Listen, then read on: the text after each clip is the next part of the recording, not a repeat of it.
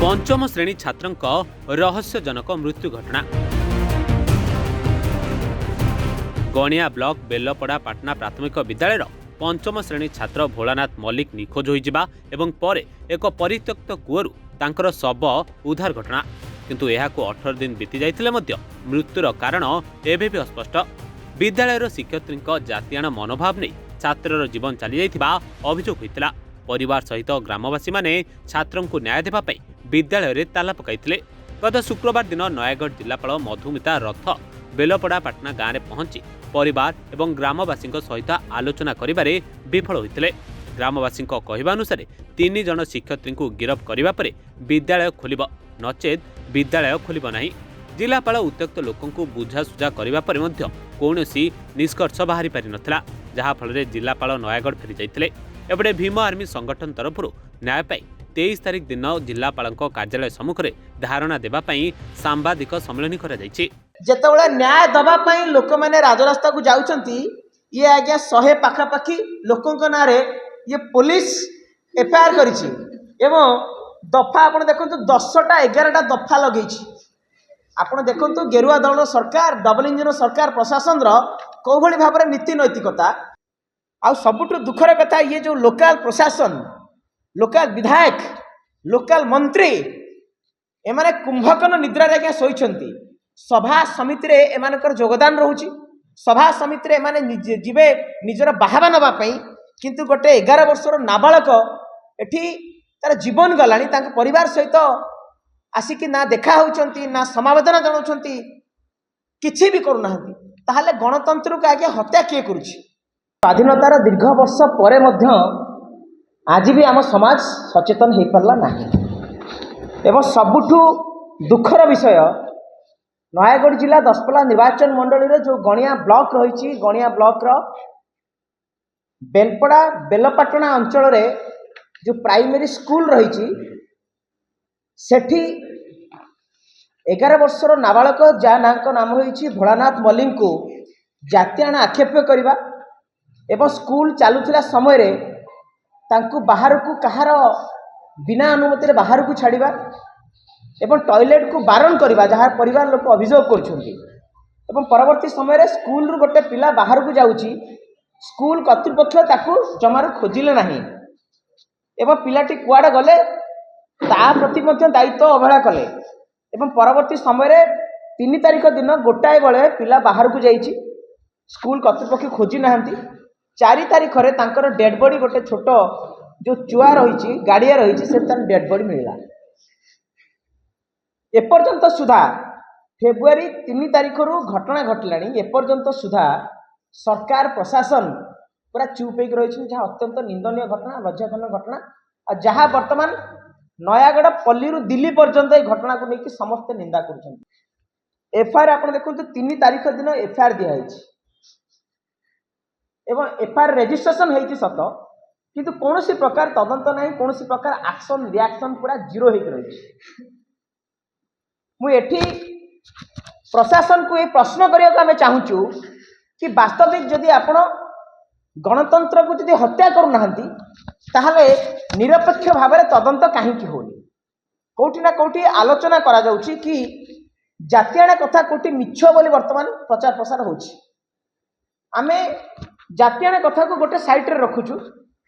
आम प्रथम दाबी करूचु कि जदि आपण को स्कूल चलुला समय रे आपण स्कूल रो प्रोटोकॉल को भांगी की गोटे पिला बाहर को कहीं गला, जदि भी जाइछि आपण माने कहीं ताको खोजिले नहीं।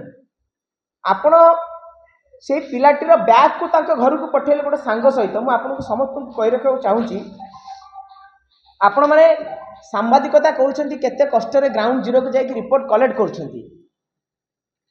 मु एई सांबादिक सम्मेलन प्रेस कॉन्फ्रेंस जरिया रे आपन को समस्त को कहिया को चाहूँगी एवं विशेष करी से सरकार प्रशासन को पचारिबा को चाहूँगी, स्कूल रो प्रोटोकॉल अनुसार जदि गोटे पिला स्कूल रो बाहर को जाउची आपण ताको खोजिबे नहीं, आपण कोन भूल करू नहीं? जदि 4टा पर्यंत पिला स्कूल को जाउची फेरू नहीं, आपण तांकर गार्डियन को जणाइबे नहीं? पिला कुआडे गला, पिला कुआडे हजिला, आपण टोटल दायित्व नहीं। There is no any responsibility. आप स्कूल रो बैग को गोटे सांग सहित ताको घर को पठेले कि पिला कुआडे गला आपण जानि पारले नाही आपणकर शिक्षा अनुष्ठान रे केते भरोसा विश्वास करिकि गार्डियन माने पेरेंट्स माने अभिभावक माने पिला को पाठ पढ़िया को छाड़ुछंती ताले कोन सब पिला को जदी एमिति हबो पेरेंट्स माने पाठ पढ़िया को छाड़िबे तो सेति पई मु हमर आज भीम आर्मी एकता मिशन सब बड़े अनुसूचित जाति जनजाति दलित मानक उपरे कार्य करी आसुची एवं ता सहित नुआ करी गोटे राजनैतिक दल गठन होती आंबेडकर जनता पार्टी ये दुई जन ये परिवार को न्याय दबा पाई राति दिन 24 घंटा तांको सहित अछंती एवं आगामी दिन में जिलापाल कार्यालय को घेरिबा पाई मध्य आमे प्रस्तुत होउछु 23 तारिख दिन 80 उपरे लोक मानक नारे एफआईआर बर्तमान पुलिस करिछि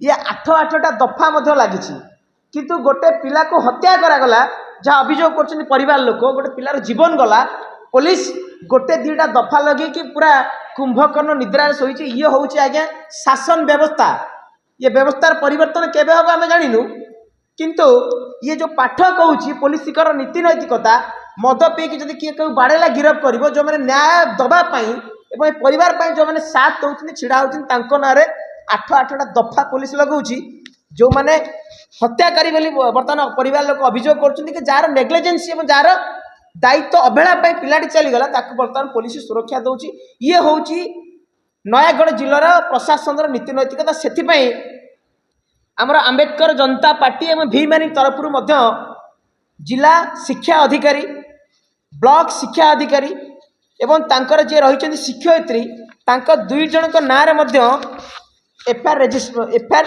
लिखित अभियोग दि जाए तथापि पुलिस एक्शन नौनी डेड बॉडी कि पिलार चप्पल मिल ना 4 तारिख दिन सकाळु से पिलार चप्पल से रास्ता एवं पिलार डेड बॉडी आज्ञा मिलला कौटू ये हूँ सबुठ बड़ प्रश्न पुलिस बाबू मानू एवं आपण जो दीदी मानू आनिकी जेरा करके जो प्रेसर जो भीम आर्मी राजरास्ता को ओह्लाई आपण मैंने 2 जन दीदी को आनिकी जेरा करके जमती आपणकर वीआईपी से माने आपण ताको पुलिस सुरक्षा बल नहीं चलिए आपण को लज्जा लगे कथा पुलिस प्रशासन एवं ये जो गेरुआ दल मोहन माझीर दल अच्छी ये मोहन माझी सीएम को आम निंदा करूँ ये बीजेपी सरकार को निंदा करूँ ये बीजेपी सरकार जब ओडिशा रे गठन है सेबेठू ओडिशा रे दलित आदिवासी मानक अत्याचार चली भीम आर्मी दृढ़ निंदा करने सहित भोलानाथ को न्याय देवाई आम 23/2/2026 23 फेब्रुआरी सोमवार दिन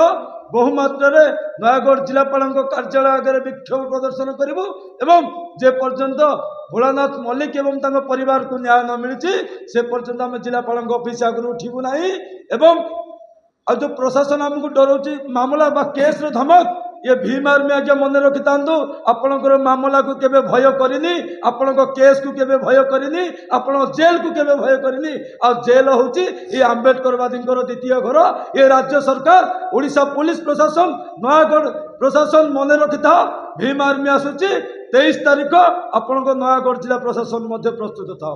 Nayagarh Priyabrata Shadangi report reporters today.